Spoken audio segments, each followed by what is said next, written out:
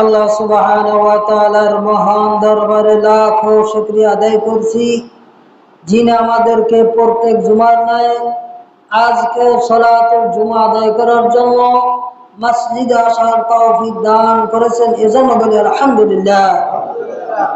আজ 10রা রবিউল আউয়াল, প্রিয় নবী মুহাম্মদুর রাসূলুল্লাহ সাল্লাল্লাহু আলাইহি ওয়াসাল্লামের জন্মের মাস। সেজন্য আমাদের আপনার আমার নবী বিশ্ব নবী মুহাম্মদুর রাসূলুল্লাহ সাল্লাল্লাহু আলাইহি ওয়াসাল্লামের জীবন থেকে কিছুটা আলোচনা দরকার কি দরকার নয়? অবশ্যই দরকার। এজন্যই আজকের থেকে ইনশাআল্লাহ আপনার আমার নবী বিশ্ব নবী মুহাম্মদুর রাসূলুল্লাহ সাল্লাল্লাহু আলাইহি ওয়াসাল্লামের জীবন থেকে ধারাবাহিকভাবে কিছুটা আলোচনা করার চেষ্টা করব ইনশাআল্লাহ। আমরা প্রাথমিক দিক থেকে আলোচনা করতে চাই আল্লাহ সুবহানাহু ওয়া তাআলা রূহের জগতে আদম আলাইহিস সালাম থেকে শেষ নবী মুহাম্মদ রাসূলুল্লাহ সাল্লাল্লাহু আলাইহি ওয়াসাল্লামের সকল উম্মত, এমনকি কিয়ামত পর্যন্ত যত মানুষ আসবে সকল মানুষকে রূহের জগতে আল্লাহ সুবহানাহু ওয়া তাআলা অঙ্গীকার করিয়েছেন।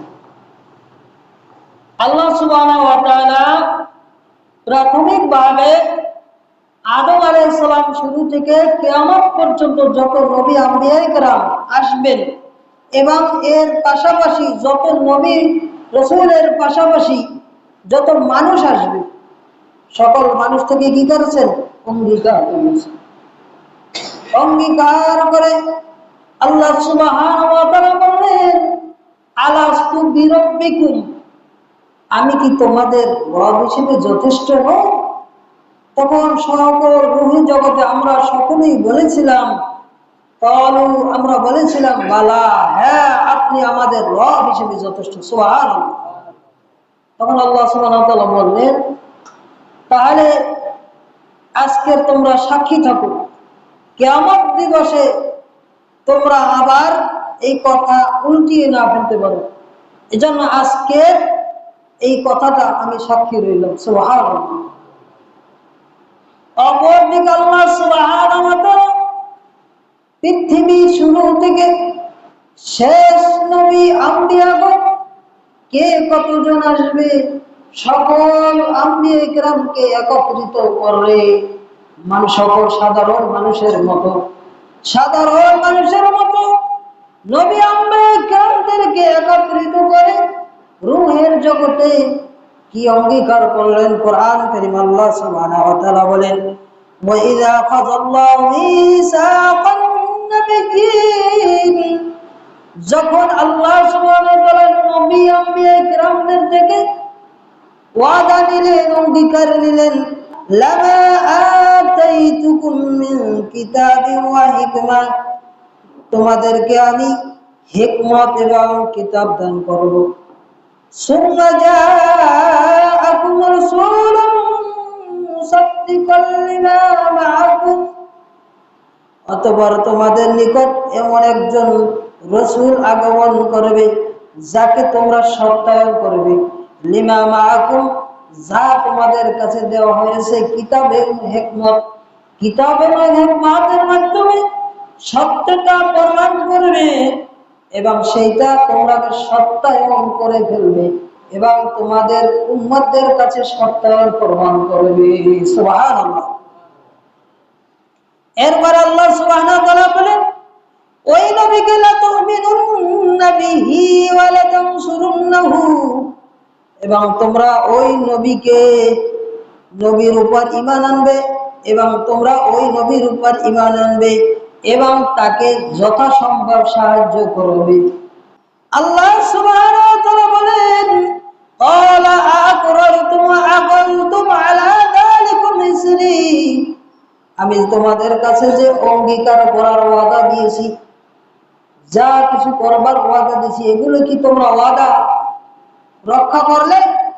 আল্লাহ সুবহানাহু ওয়া তাআলা বলেন, আকরারতুম, তোমরা কি অঙ্গীকার করলে, ওয়া আখাযতুম আলা যালিকুম ইসরি, যে প্রস্তাবটা তোমাদের কাছে পেশ করলাম তখন সকল নবী আম্বিয়াগণ বললেন, আকরারনা, হ্যাঁ আমরা সাক্ষী দিলাম, আমরা অঙ্গীকার করলাম, হ্যাঁ আমরা সেই নবী আমাদের কাছে আগমন করলে আমরা অবশ্যই তাকে সাহায্য সহযোগিতা করব এবং আমরা সব সময় তাকে সত্যায়ন করে যাব। সুবহানাল্লাহ।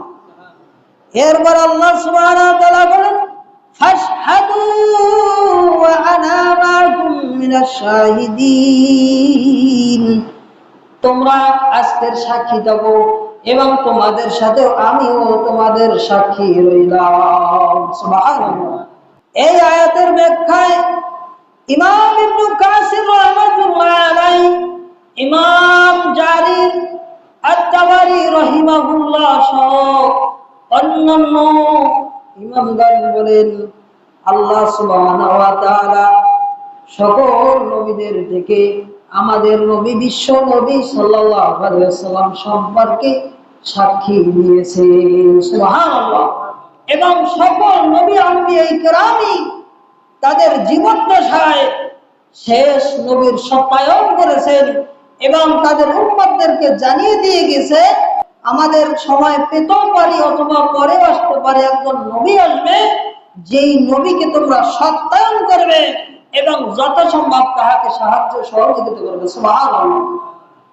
তার উপর ইমাম ইবনে কাসির রাহমাতুল্লাহি আলাইহি তার তাফসীর গ্রন্থে উল্লেখ করলেন, আমাদের নবী মুহাম্মদ রাসূলুল্লাহ সাল্লাল্লাহু আলাইহি ওয়াসাল্লাম হলেন সর্ব পৃথিবীর সকল নবীর ইমাম। সুবহানাল্লাহ। ইমাম ইবনে কাসির রাহমাতুল্লাহি আলাইহি দলিল হিসেবে উল্লেখ করলেন, আল্লাহর নবী যখন মিরাজের রাতে চলে গেলেন এবং সকল নবীদের ইমাম আপনার আমার নবী বিশ্ব নবী মুহাম্মদ রাসূলুল্লাহ সাল্লাল্লাহু আলাইহি ওয়াসাল্লাম। সুবহানাল্লাহ। এই হাদিস দ্বারা স্পষ্ট প্রমাণ পাওয়া গিয়েছে সকল নবীর ইমাম হলেন আমাদের নবী বিশ্ব নবী মুহাম্মদ রাসূলুল্লাহ সাল্লাল্লাহু আলাইহি ওয়াসাল্লাম। ইবনে কাসির রাহমাতুল্লাহ আলাইহি তিনি উল্লেখ করলেন, ওয়া হুয়া ইমামুল আযম, আর তিনি হলেন সবচেয়ে বড় ইমাম। সুবহানাল্লাহ। ওয়া খাতামুন নবিয়্যিন, এবং তিনি হলেন সর্বশেষ। এখানে সবচেয়ে বড় ইমাম বলতে আমাদের নবী বিশ্ব নবীকে বোঝানো হয়েছে, ঠিক কিনা?